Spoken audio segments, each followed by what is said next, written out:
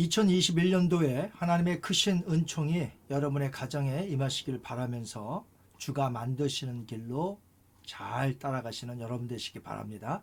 이 시간에도 배우기 전에 잠시 한번 같이 기도했으면 합니다. 올 한 해 주님이 만드시는 길로 잘 따르는 자들이 되게 하옵소서. 그리고 오늘 말씀에 큰 은혜에 깨달음을 주옵소서라고 같이 기도하시겠습니다. 거룩하신 아버지 하나님 감사합니다. 새해를 주셨습니다. 올 한 해도 주님의 뒤를 잘 따라가게 하옵소서. 주님께서는 길을 만드시는 분이시기에 주님과 함께하면 새 길이 열릴 줄 믿습니다. 주님 축복하여 주옵시고 오늘도 말씀을 통하여 큰 깨달음을 주옵소서. 은혜 받게 하옵소서. 예수님의 이름으로 감사하며 기도하옵나이다. 아멘. 오늘은 바른 신학 바른 생활 제22과 천사는 존재하는가에 대해서 배우도록 하겠습니다. 세상 사람들은 천사에 대한 거부감은 없는 것 같습니다. 왜냐하면 만화나 영화, 드라마에 자주 등장하는 소재가 바로 천사이기 때문에 그렇습니다. 천사를 떠올리면 당연히 날개가 달려야 된다고 생각하고 아기 천사에서부터 시작해서 여자 천사까지 다양하게 사람들은 생각을 합니다. 그렇다면 성경은 천사에 대해서 말하고 있나요? 그렇습니다. 성경은 천사가 존재한다고 가르칩니다. 성경에서 무려 200번이나 넘게 천사라는 단어가 나옵니다. 성경 창세기서부터 마지막 책인 계시록까지 천사가 등장하며 천사가 많이 가장 등장하는 책은 요한계시록입니다. 창세기 19장 1절에 보니까 저녁 때에 그 두 천사가 소돔에 이르니 마침 롯이 소돔 성문에 앉아있다가 그들을 보고 일어나 영접하고. 요한계시록 7장 1절입니다. 이 일 후에 내가 내 천사가 땅 내 모퉁이에 선 것을 보니 땅의 사방의 바람을 붙잡아 바람으로 하여금 땅에나 바다에나 각종 나무에 불지 못하게 하더라. 아멘. 성경에는 천사라는 단어도 사용하였지만 주의 사자 또는 여호와의 사자라는 단어가 종종 사용되기도 했습니다. 마태복음 1장 20절에 이 일을 생각할 때에 주의 사자가 현몽하여 이르되 다윗의 자손 요셉아 너의 아내 마리아를 데려오기를 무서워하지 말라. 그에게 잉태된 자는 성녀로 된 것이라. 이사야서 37장 36절에 보니까 여호와의 사자가 나아가서 아스로 진중에서 18만 5천인을 쳤으므로 아침에 일찍 일어나 본즉 시체뿐이라. 천사들의 명칭은 여러 가지로 성경에 나옵니다. 다음과 같습니다. 도표를 보실까요?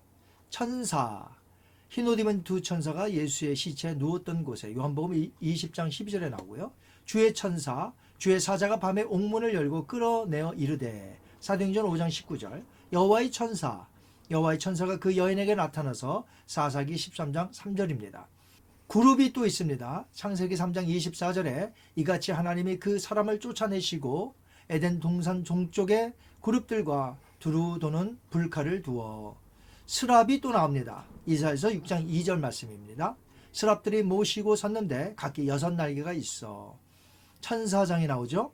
천사장 미가엘이 모세의 시체에 관하여 마귀와 다투어. 유다서 1장 9절 말씀입니다. 그룹이나 스랍들은 하나님을 가까이서 모시는 천사들로 여겨지며 천사장이 몇 되는데 예를 들면 미가엘, 가브리엘. 아마도 천사장들은 천사들 중에서 우두머리 격을 뜻한다고 볼 수가 있겠습니다. 그럼 천사는 어떻게 존재하게 되었을까요? 당연히 하나님께서 천사들도 피조물로 만드셨겠죠. 요한복음 1장 2절과 3절입니다. 그가 태초에 하나님과 함께 계셨고 만물이라고 할 때 all things 여기는 천사를 포함시킵니다. 그로 말미암아 지은 바 되었으니 지은 것이 하나도 그가 없이는 된 것이 없느니라. 골로새서 1장 16절 말씀입니다. 만물이 그에게서 창조되되 하늘과 땅에서 보이는 것들과 보이지 않는 것들과 혹은 왕권 등이나 주권들이나 통치자들이나 권세들이나 만물이 다 그로 말미암고 그를 위하여 창조되었고. 아멘. 여기 보이지 않는 것들은 천사를 포함시키겠죠. 천사들도 결국은 예수님을 위하여 창조되었다고 말하고 있습니다. 천사들이 보이지 않는 영적인 존재로서 하나님께로부터 창조된 것은 성삼위 하나님을 위하여 창조되었다고 바울은 분명히 말했습니다. 마태복음 4장 11절에 보니까 이에 마귀는 예수를 떠나고 천사들이 나와서 수종드니라. 아멘. 나중에 예수님께서 재림하실 때 예수님의 명을 받들어 천사들은 구원받을 자들을 땅끝에서부터 모으는 일을 하게 될 것입니다. 마태복음 24장 31절 말씀입니다. 그가 큰 나팔 소리와 함께 천사들을 보내리니 그들이 그의 택하신 자들을 하늘 이 끝에서 저 끝까지 사방에서 모으리라. 아멘. 그렇다면 천사는 실제로 존재하는 것을 우리가 배웠는데 사람들의 눈에는 어떤 모습으로 나타날까요?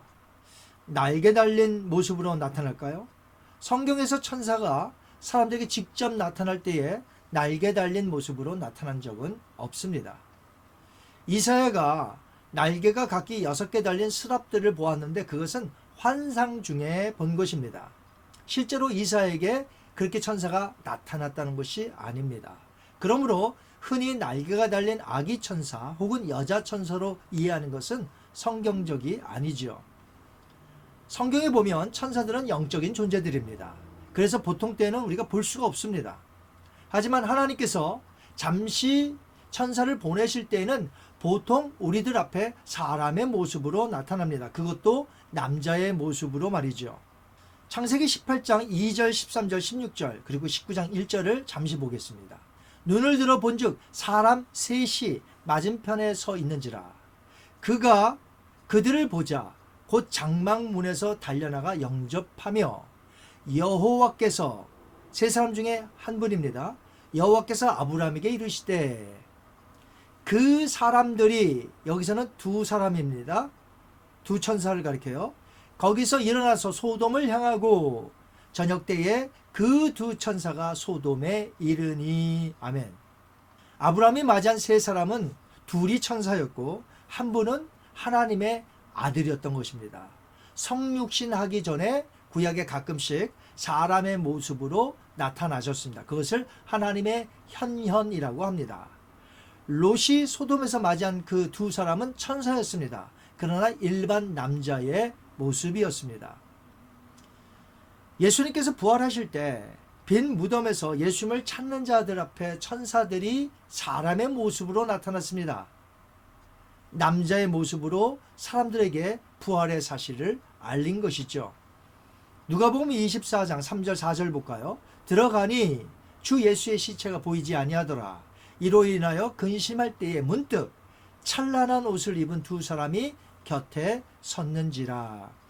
날개에 달린 모습은 틀린 모습이고요. 저렇게 흰 옷을 입되 찬란한 옷을 입은 두 사람의 모습, 남자의 모습, 이것이 바로 성경에서 가르치고 있습니다. 예수님께서 승천하신 모습을 목격하고 있는 제자들에게 천사들이 사람의 모습으로 나타나 이렇게 말했습니다. 사도행전 1장 10절과 11절 볼까요? 올라가실 때에 제자들이 자세히 하늘을 쳐다보고 있는데 흰옷 입은 두 사람이 그들 곁에 서서 이르되 갈릴리 사람들아 어찌하여 서서 하늘을 쳐다보느냐. 너희 가운데서 하늘로 올려지신 이 예수는 하늘로 올라가심을 본 그대로 오시리라 하였느니라. 성경의 기록을 통해 배워볼 때에 천사들은 사람의 모습, 그것도 남자의 모습으로 나타났기 때문에 우리들이 한평생 살면서 혹 사람의 모습으로 나타난 천사들을 맞닥뜨렸거나 천사의 도움을 받았을 수 있을 수 있습니다. 우린 잘 몰라요. 하지만 하나님이 보내신 천사를 통하여 우리가 도움을 받거나 천사를 맞닥뜨릴 수 있는데 우리는 몰랐을 뿐일 수도 있죠. 그러니까 잘 못 느꼈을 뿐이지 그럴 수도 있었다는 것이죠. 왜냐하면 천사는 하나님께서 그분의 백성들을 섬기라고 하셨기 때문입니다. 다니엘서 6장 22절 볼까요? 나의 하나님이 이미 그 천사를 보내어 사자들의 입을 봉하셨으므로 사자들이 날 상해하지 아니하였사오니. 아멘. 히브리서 1장 14절 볼까요? 더 구체적으로 나와 있습니다. 모든 천사들은 섬기는 영으로서 구원받을 상속자들을 위하여 섬기라고 보내심이 아니냐. 아멘. 천사들이 우리 앞에 자주 나타나는지는 우린 잘 모릅니다. 일단 천사는 영적인 존재로 눈에 보이질 않습니다. 천사들은 엄청나게 많은 고정된 숫자로 현재 하나님을 섬기면서 하나님이 명하신 일들을 수행하고 있습니다.